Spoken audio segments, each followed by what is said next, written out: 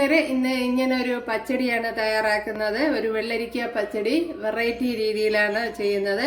Onam special എപ്പിസോഡാണ്. അപ്പോഴേ നിങ്ങൾക്ക് ഈ ഓണത്തിന് തയ്യാറാക്കാൻ പറ്റിയ ഒരു വെള്ളരിക്ക പച്ചടിയാണ്. നല്ല ടേസ്റ്റ് ഉണ്ട്. അപ്പോൾ ചെയ്ത് നോക്കുക, കമൻ്റ് ഇടുക, ഇഷ്ടപ്പെട്ടാൽ സബ്സ്ക്രൈബ് ചെയ്യുക. അതുപോലെ ഫേസ്ബുക്കിൽ കാണുകയാണെങ്കിൽ ഫോളോ ചെയ്യുക, എനിക്കൊരു സപ്പോർട്ടാവും. അപ്പോഴെങ്കിൽ ഇതെങ്ങനെയാണ് തയ്യാറാക്കണേന്ന് നോക്കാം. സലം ബ്ലോസിലേക്ക് സ്വാഗതം. ഇന്ന് വെള്ളരിക്ക വെച്ചൊരു പച്ചടി നോക്കാം. ഇത് ഓണം സ്പെഷ്യൽ എപ്പിസോഡാണ്. അതിനുവേണ്ടി ഒരു വെറൈറ്റി പച്ചടിയാണ് തയ്യാറാക്കുന്നത് വെള്ളരിക്ക വെച്ച്. അപ്പോഴതിനെ ഇതുപോലെ ഒരു പീസാണ് എടുത്തിരിക്കുന്നത്. അപ്പോഴിതിനെ ഇതുപോലെ അരിഞ്ഞെടുക്കണം.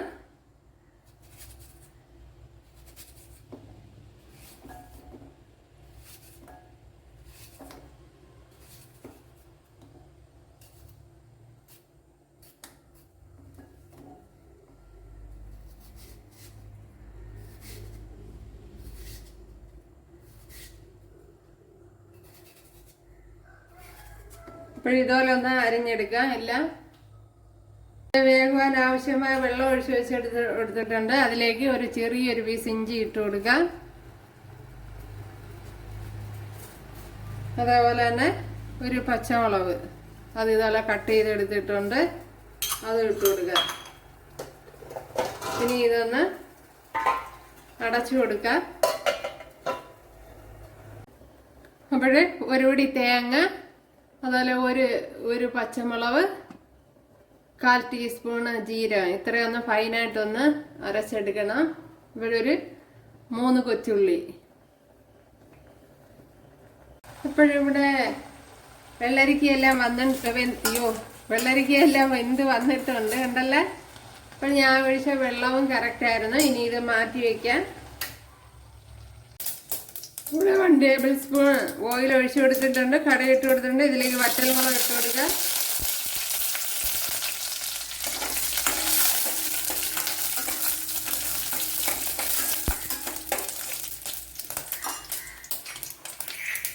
അതുപോലെ 2 കൊച്ചുള്ളി കട്ട് ചെയ്തെടുത്തിട്ടുണ്ട്, അത് ഇട്ട് കൊടുക്കുക. കറി ലീവ്സ് ഇട്ട് കൊടുക്കുക.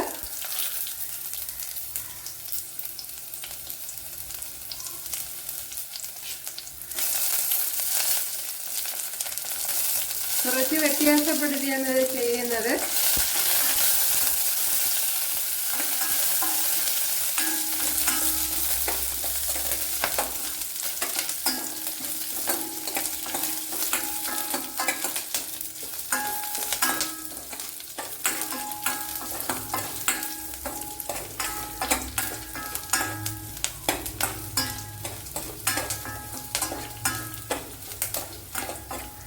ഇനി ഇതിലേക്ക് വേവിച്ച് വെച്ചിരിക്കുന്ന വെള്ളരിക്ക ഒഴിച്ചു കൊടുക്കുക.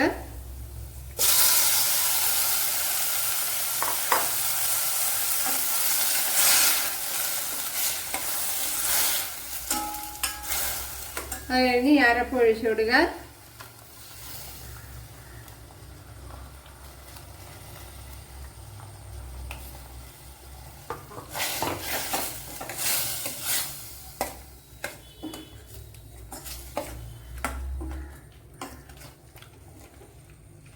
ഓണം സ്പെഷ്യൽ വെള്ളരിക്ക പച്ചടി.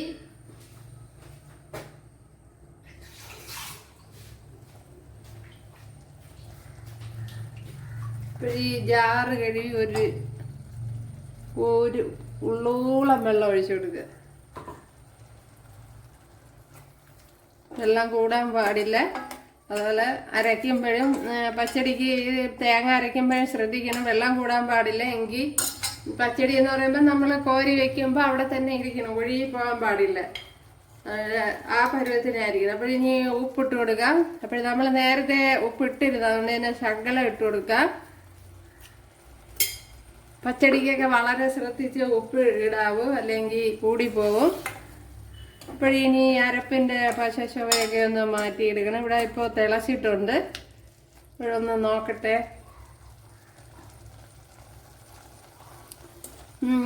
മാറിയിട്ടുണ്ട്. ഇതിലേക്ക് ഇനി നമുക്ക് ആ പുളിപ്പ് അനുസരിച്ച് തൈര് ഒഴിച്ചു കൊടുക്കാം.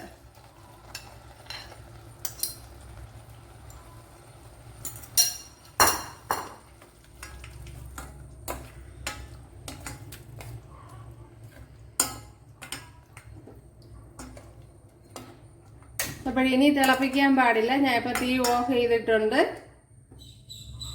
ചെറിയ ചൂടടിച്ചാൽ മതി. അതപ്പാ പാത്രത്തിൻ്റെ ചൂട് തന്നെ മതിയാവും.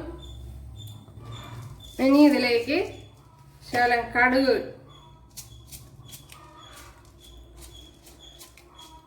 ഇട്ട് കൊടുക്കുക, ചതച്ചത്.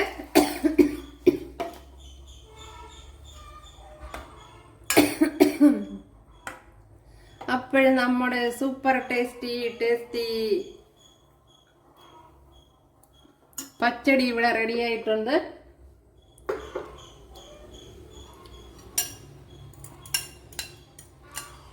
ശകലം പുളിപ്പ് കുറവല്ലോ തോന്നണം, അതുകൊണ്ട് ശകലം തൈരൂടെ ഒഴിച്ചെടുത്ത്.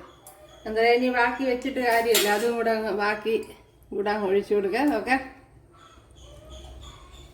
തൈര് അല്പം കൂടിയാലും കുഴപ്പമൊന്നുമില്ല, നല്ല ഹെൽത്തി ആയിട്ടുള്ള ഫുഡല്ലേ,